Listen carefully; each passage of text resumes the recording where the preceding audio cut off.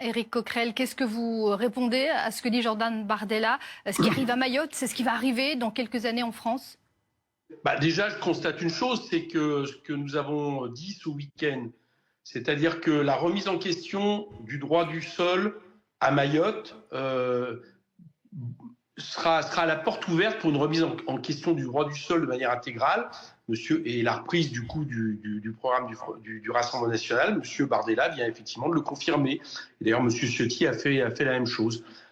Donc à travers cette question, c'est bien tous les identitaires, tous ceux qui pensent qu'il faut appuyer la constitution d'une nation sur des bases ethniques, qui a toujours été contraire à nos principes, pas seulement républicains, parce qu'en fait la France s'est fondée sur le droit du sol bien avant même la République.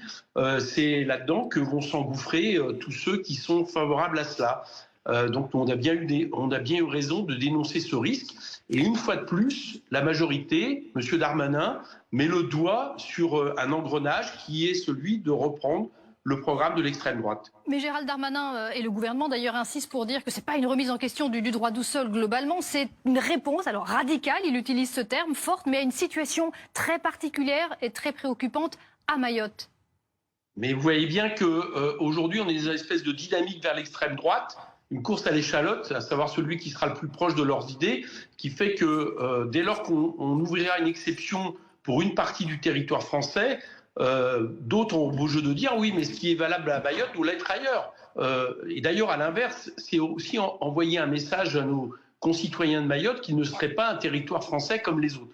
Bon, en plus de ça, rien ne nous prouve aujourd'hui que cette attractivité du fait du droit du sol pour pouvoir être français explique la grande partie des gens qui viennent de Comores, de l'immigration qui viennent de Comores, parce que quand vous arrivez aujourd'hui à Mayotte, il faut attendre que votre enfant ait 13 ans pour pouvoir prétendre avoir la nationalité française. Donc il y a pas mal de gens qui estiment que c'est pas ça le ressort principal. Mes réponses, c'est de ne pas, vous avez compris, c'est de ne pas attaquer le droit du sol. Ça c'est véritablement très grave.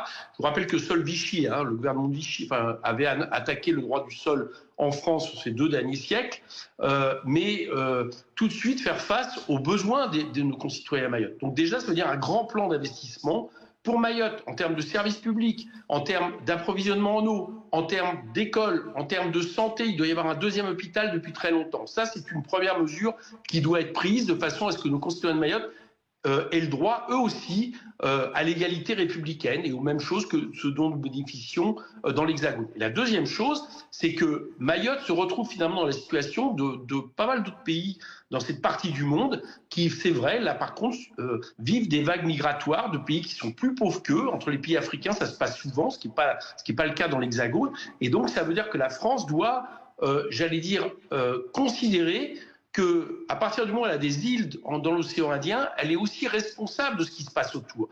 Donc il doit y avoir beaucoup plus d'efforts en termes de coopération par rapport aux Comores, par rapport aux pays de l'Afrique de l'Est, qui sont les pays qui approvisionnent le plus l'immigration à Mayotte, pour faire en sorte qu'on règle les causes de l'immigration.